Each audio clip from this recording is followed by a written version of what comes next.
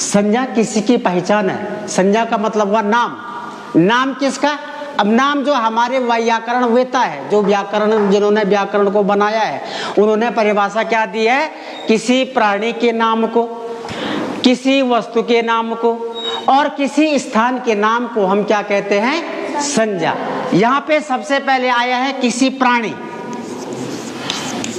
किसी प्राणी। अब हम प्राणी किसको बोलते हैं? प्राणी माने जिसमें प्राण है। प्राणी का मतलब क्या है? प्राण है। प्राण किस किस में है? प्राण मनुष्य में भी होता है, ठीक है ना? प्राण बैल में भी है, प्राण मगरमच्छ में भी है ना? माने जिन जिन जिन के अंदर प्राण है, समझ गए तुम?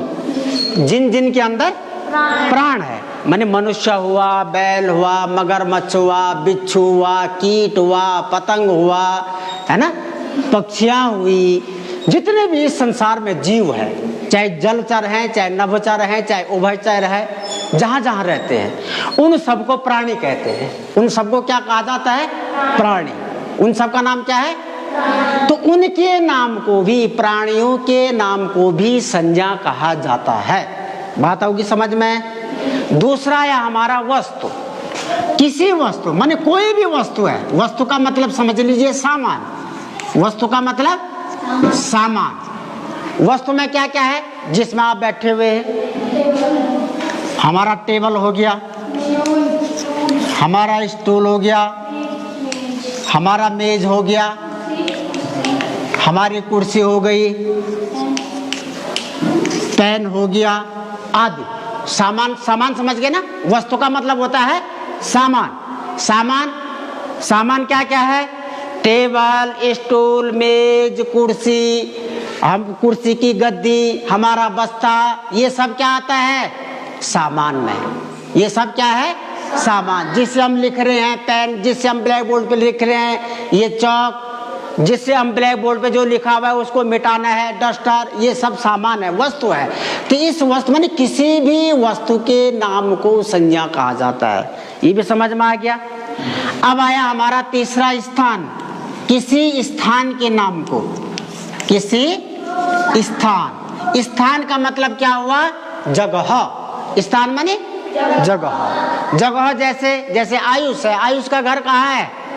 लंबवाड़ है, तो लंबवाड़ एक स्थान है, लंबवाड़ एक जगह है। तो इसके घर को या इसके गांव को किस नाम से जाना जा रहा है? लंबवाड़ के नाम से जाना जा रहा है। जैसे मैं जनपद रुद्रप्रयाग का हूँ, तो मैं यदि बाहर जाऊंगा, मैं दिल्ली में जाऊंगा, तो मैं कहाँ किस नाम से जाना जाऊंगा? किस स्थान के नाम से जाना जाऊंगा? रुद्रप्रयाग से नाम जाना जाऊंगा, भाई ये रुद्रप्रयाग का है, जगह के नाम को। जैसे हमारे विद्यालय के ऊपर कौन सा गांव है? एक गांव है, परंतु उस गांव को किस नाम से जानते हैं हम? जखोली के नाम से जानते हैं। स्थान है वो जहाँ बहुत सारे लोग रहते हैं। विद्यालय के ऊपर एक विद्यालय के नीचे गांव है जहाँ बहुत सारे लोग रहते हैं। उस स्थान को हम किस नाम से जानते हैं? देवल के नाम से। तो किसी भी स्थान के नाम को हम क्या कहते हैं? संज्ञा कहते हैं। और संज्ञा क्या होती है? किसी की पहचान। संज्ञा माने नाम।